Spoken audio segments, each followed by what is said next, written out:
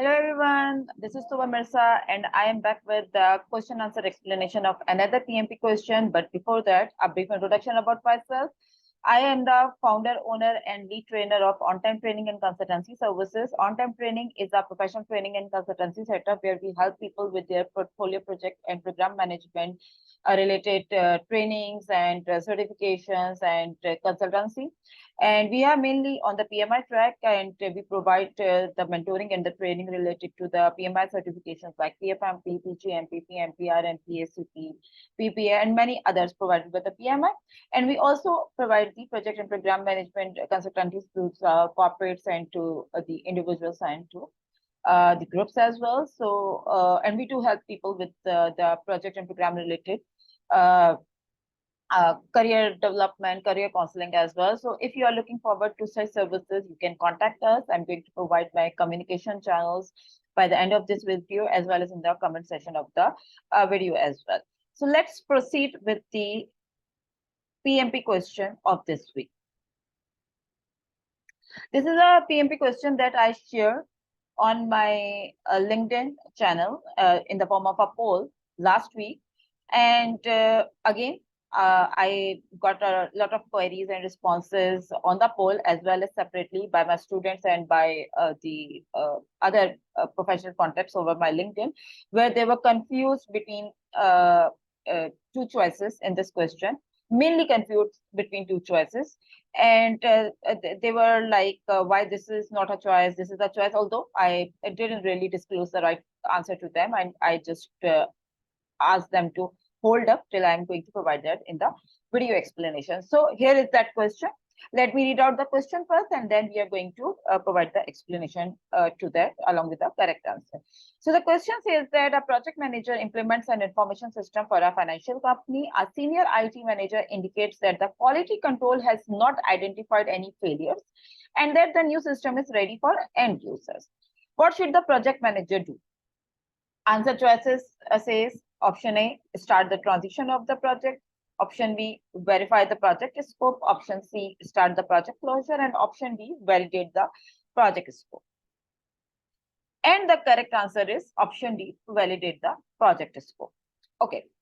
Now, this is, in my opinion, an easier question. This is not a difficult question. Still, some of the students and most of the people actually, by the time I recorded this video, they were with the they were confused between option A and B, and of course some of them selected option D as well. So the contest was between A, B, and D, right? So let me provide my explanation. First of all, the key terms and the key statements in the question. So the key, one of the key statement is that this quality control has not identified any failure. So there is no bugs and issue remaining as per the quality control team or the QA/QC team by the project, which is an internal team, right? And the another key statement is that new system is ready for end user. Now, with this second highlighted statement, the people were of the opinion that the project is ready for the end users and it is ready for closure. They were actually confusing it with this, that probably the project is ready for transitioning and for the handover to the customer, with this statement that a new system is ready for end user. See, but before this statement, you have another statement as well in the same sentence, that quality control has not identified any failures, which means what? We are currently at the verify project scope is process. If I talk in the language of PMI, we have completed the verify project scope process, right? And which means that the quality control is done. The quality is assured, it's verified, it's tested, and there in the inspections and the testing, no bugs and issues are found. So the project team, the internal project, is giving a go ahead that proceed with the next step. So as a project manager, what's the next step? You are going to demonstrate that to the customer. Obviously, Next step is to get that validated from the customer, that what you think is all okay. Do they think the same as well about your information system project or not? And if they give a go ahead that yes, everything is fine, let's proceed uh, with the transition and after the transition towards the closure. So let me explain the choices one by one. Like I always say that I explain the correct answer in the end. First of all, why the wrong choices are the wrong. B is right away the wrong choice, because verification already is done. The question is clearly stating that the quality control team has given a go ahead and there are no bugs and issues. So the verify project scope is something that you already have done, and that's all okay. Now, why A and C are wrong? So see, A and C are actually related to each other. Now, one thing that the actual primary reason why I made this video is that people think that transition starts after the project closure. No, not at all. Transition is part of project closure. So in the project closure, what are the step-by-step things that we do? First of all, we measure that the project is all ready for the customer. We make sure that all the sign-offs are received, the customer has given the go-ahead, the validation is completed, the demos are done, all the UAT and the transition sign-offs are received, and all the artifacts, the deliverables, the artifacts, the documents, and everything that as part of the contract you are supposed to be delivering to your customer or whoever you have done this project for, you have done that, which is what the transition is. That's the number one step, right? Number two step is in the closure is that your financial, your invoices, your procurements, your open contracts, all of that are closed with like with the expectations or as per the contract with your customer or with your with whoever you are doing this project, right? Then the third step is that archiving of all the artifacts of all the deliverables in your knowledge repositories, along with the lessons learned.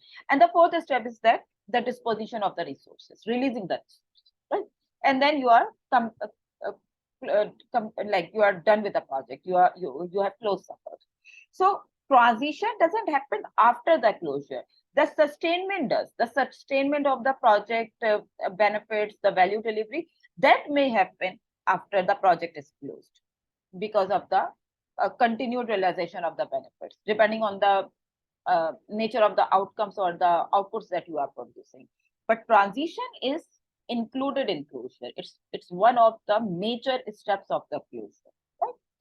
And as I'm an ATP trainer, the material that I follow in that material as well, in one of the ECO tasks, which is close project or phase, the project or the phase closure, it's clearly stated the step-by-step thing, and the transition is mentioned over there as well, right? So transition doesn't happen after closure, number one, and sustainment and transition is not the same, number two, right? So just keep that in mind. So over here, they're not talking about the transition or the closure. They are just talking about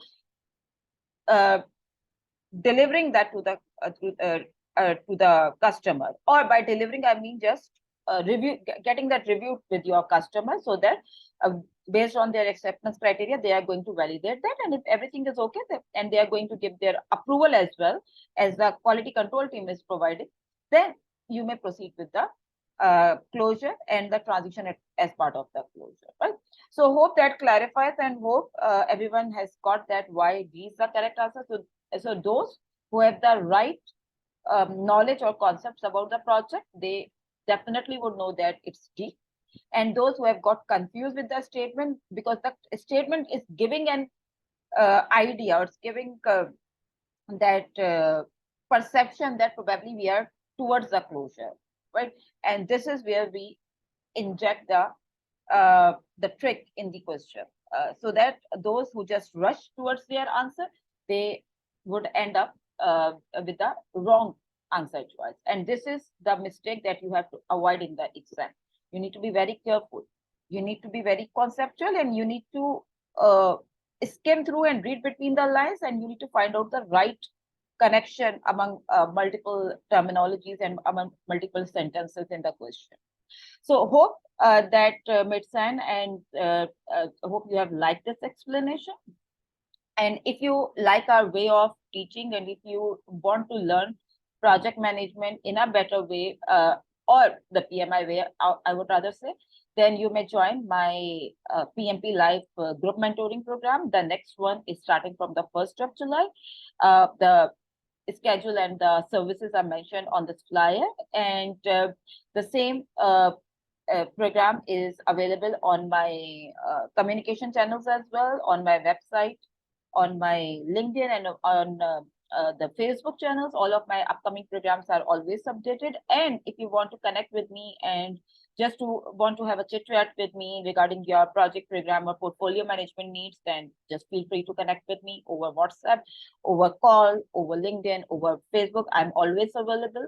I'm very prompt in my replies. And if you like these PMP question answer explanations, there are many more such explanation videos available on my YouTube channel as well. I'm going to share the link to my playlist, and you can check the other question answers as well.